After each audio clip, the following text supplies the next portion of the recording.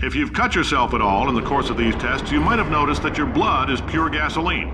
That's normal. We've been shooting you with an invisible laser that's supposed to turn blood into gasoline, so all that means is it's working.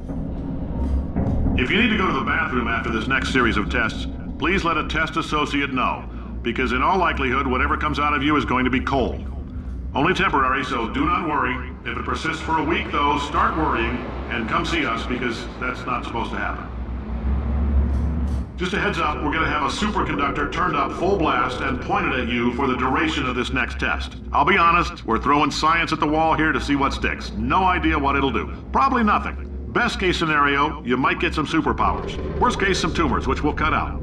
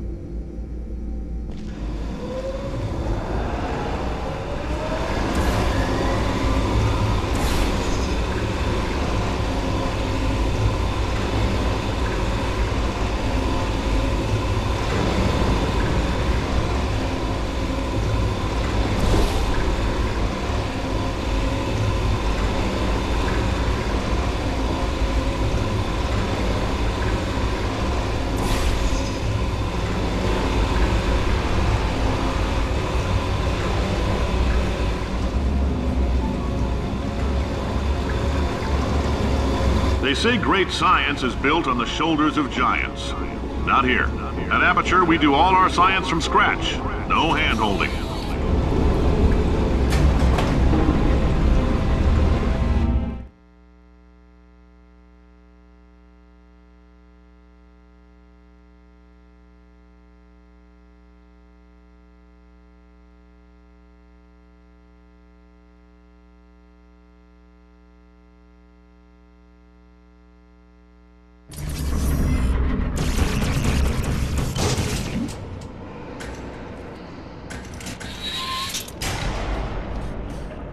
Let's get started. This first test involves something the lab boys call repulsion gel. You're not part of the control group, by the way. You get the gel. Last poor son of a gun got blue paint. All joking aside, that did happen. Broke every bone in his legs. Tragic, but informative. Or so I'm told. Similar to the way the student game Narbacular Drop became the original Portal, the paint mechanics in Portal 2 come from a student game, Tag: The Power of Paint. The repulsion gel in Portal 2 is modeled after the bounce paint from Tag, but was redesigned to fit better within Portal. The original bounce paint always bounced the player at a fixed height and activated whenever the player touched the paint. We changed the repulsion gel to reflect the player's velocity such that they will bounce back up to the height that they fell from. This mechanic lends itself better to puzzles involving portals because players have to think about gaining and preserving height. We also changed the repulsion gel to only activate if the player jumps off of or falls onto the gel. This was done because players would often accidentally walk onto repulsion gel that they didn't see and then trigger an unwanted bounce. This was a particularly nasty problem in Portal 2 because the player couldn't get rid of paint once it was applied, whereas in Tag the player can erase paint at any time they want. The lab boys just informed me that I should not have mentioned the control group. They're telling me I ought to stop making these pre-recorded messages. That gave me an idea. Make more pre-recorded messages. I pay the bills here, I can talk about the control group all damn day.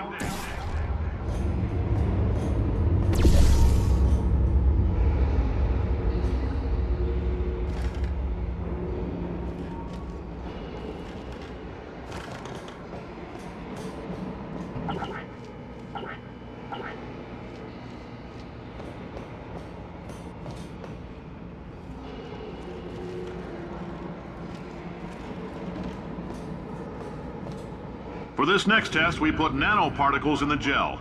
In layman's terms, that's a billion little gizmos that are going to travel into your bloodstream and pump experimental genes and RNA molecules and so forth into your tumors. Now, maybe you don't have any tumors. Well, don't worry. If you sat on a folding chair in the lobby and weren't wearing lead underpants, we took care of that too.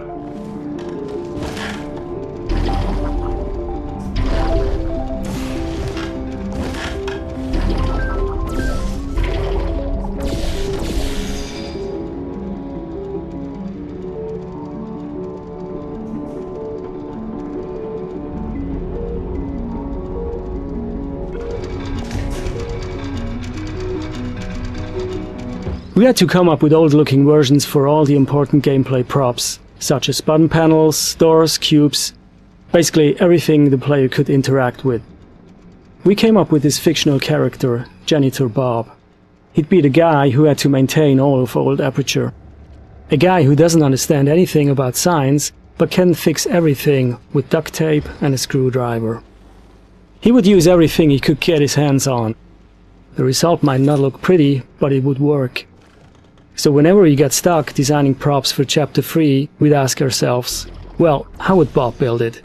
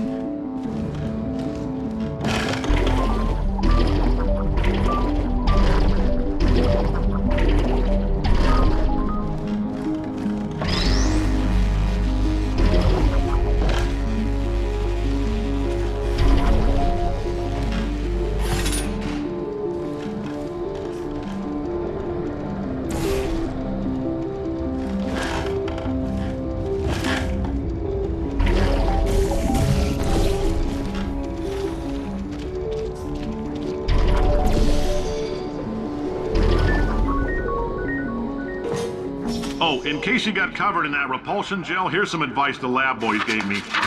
Do not get covered in the repulsion gel. We haven't entirely nailed down what element it is yet, but I'll tell you this, it's a lively one, and it does not like the human skeleton.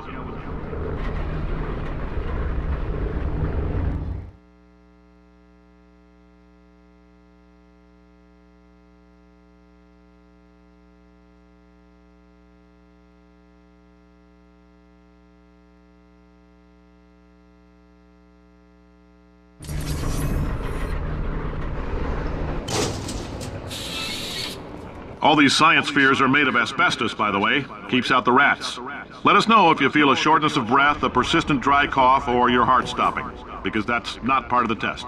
That's asbestos. Good news is the lab boys say the symptoms of asbestos poisoning show a median latency of 44.6 years. So if you're 30 or older, you're laughing. Worst case scenario, you miss out on a few rounds of canasta. Plus, you forwarded the cause of science by 3 centuries. I punch those numbers into my calculator, it makes a happy face.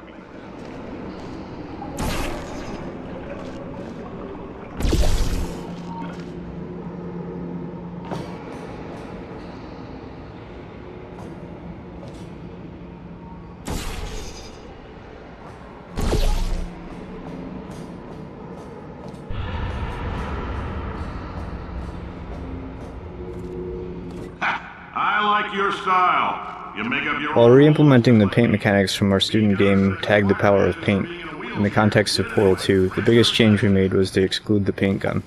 In Tag, our paint gun allowed the player to paint the environment freely in an abstract outdoor environment, but in our gameplay experiments, that was very difficult to constrain without contrivance in Portal 2's indoor spaces.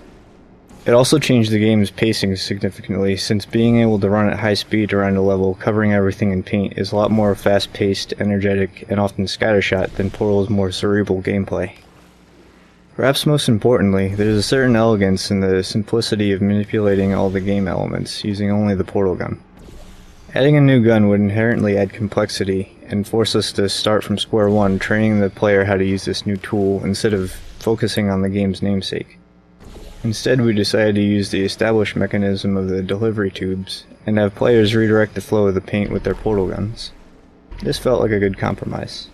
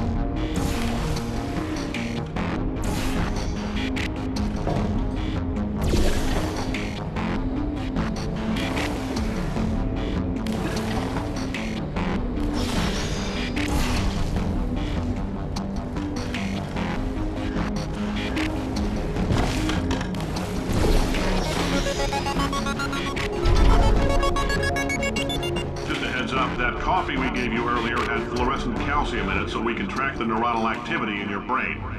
There's a slight chance the calcium could harden and vitrify your frontal lobe. Anyway, don't stress yourself thinking about it. I'm serious. Visualizing the scenario while under stress actually triggers the reaction.